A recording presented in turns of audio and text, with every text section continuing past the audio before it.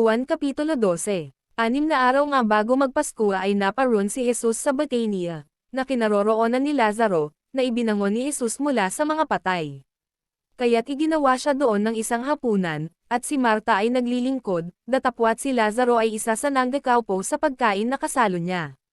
Si Maria ay kumuha ng 1 libra ng unguentong tag-anes na nardo, na totoong mahalaga, at pinahiran ang mga paa ni Jesus, at kinuskos ang kanyang mga paa ng kanyang mga buhok, at ang bahay ay napuno ng amoy ng unguento.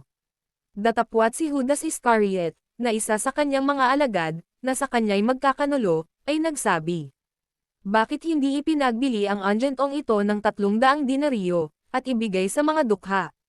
Ito'y sinabi nga niya, hindi sapagkat ipinagmalasakit niya ang mga dukha, kundi sapagkat siya'y magnanakaw, at yamang nasa kanya ang supot ay kinukuha niya ang doon ay inilalagay. Sinabi nga ni Jesus, "Pabayaan ninyong ilaan niya ito ukol sa araw ng paglilibing sa akin. Sapagkat ang mga dukha ay laging nasa inyo, ngunit ako'y hindi laging nasa inyo." Ang karaniwang mga tao nga sa mga Hudyo ay naalaman na siya'y naroroon, at sila'y nagsiparon, hindi dahil kay Jesus lamang, kundi upang makita nila si Lazaro naman, na muling ibinangon niya mula sa mga patay. Datapwat nang agsanggunian ang mga pangulong saserdote upang kanilang maipapatay pati si Lazaro. Sapagkat dahil sa kanya'y marami sa mga Hudyo ang nagsisyalis at nagsisipanampalataya kay Jesus. Nang kinabukasan ng isang malaking karamihan na nagsiparon sa pista, pagkabalita nila na si Jesus ay dumarating sa Jerusalem, ay nagsikuha ng mga pulapa ng mga puno ng palma, at nagsilabas na sumalubong sa kanya, na nagsisigawan, "Hosanna! Mapalad ang pumaparito sa pangalan ng Panginoon, sa makatuwid bagay ang hari ng Israel." At si Jesus, pagkasumpong sa isang batang asno, ay sumakay doon, gaya ng nasusulat, "Huwag kang matakot, anak na babae ng Sayon, narito, ang iyong hari ay pumaparito, na nakasakay sa isang anak ng asno."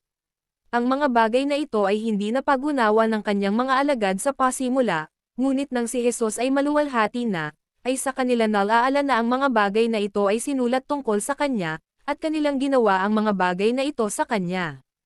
Ang karamihan ngang kasama niya nang tawagin niya si Lazaro mula sa libingan, at siya'y ibangon sa mga patay, ay siyang nangagpapatoto. Dahil dito rin naman ang karamihan ay nagsiyaon at sumalubong sa kanya, sapagkat nabalitaan nila na siyang gumawa ng tandang ito.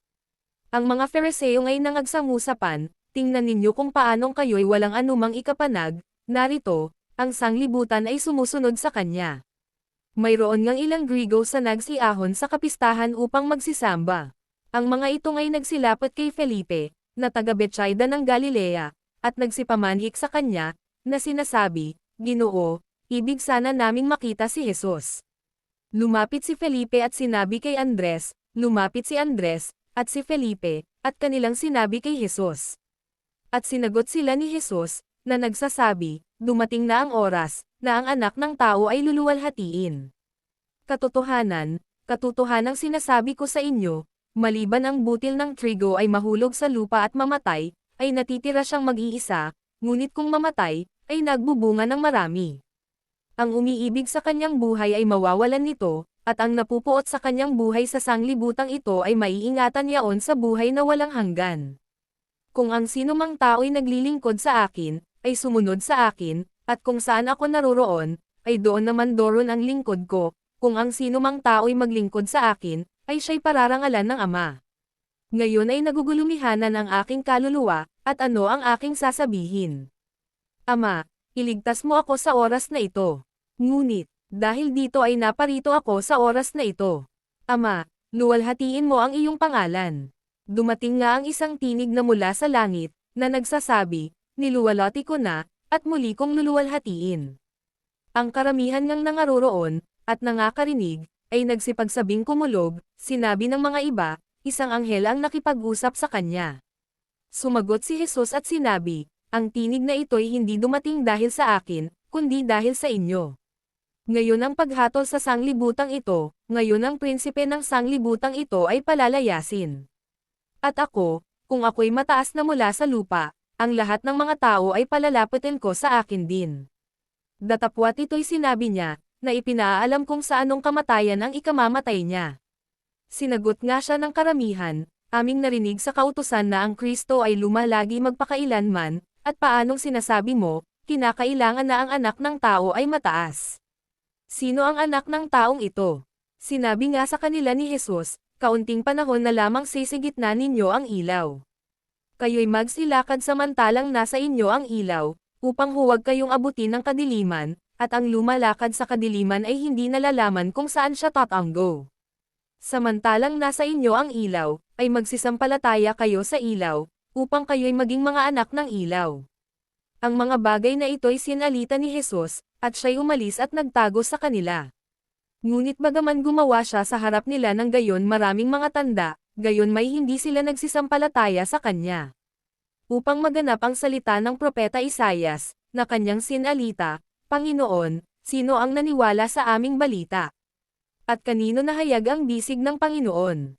Dahil dito'y hindi sila makapaniwala, sapagkat muling sinabi ni Isaias.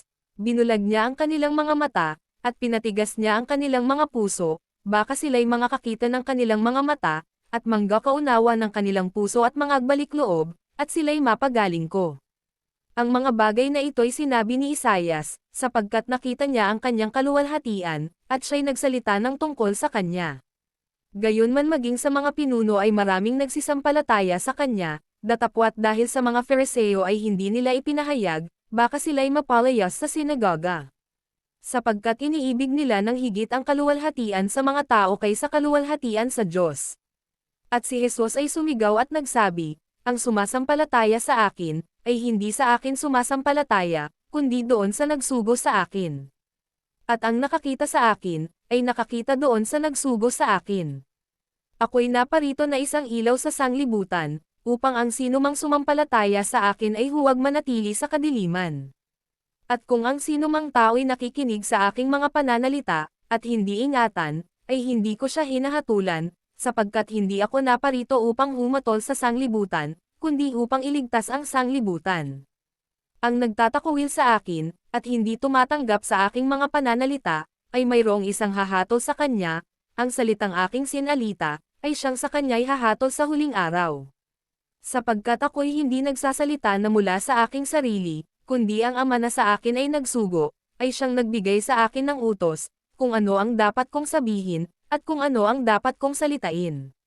At nalalaman ko na ang kanyang utos ay buhay na walang hanggan, ang mga bagay nga na sinasalita ko, ay ayon sa sinabi sa akin ng Ama, gayon ko sinasalita.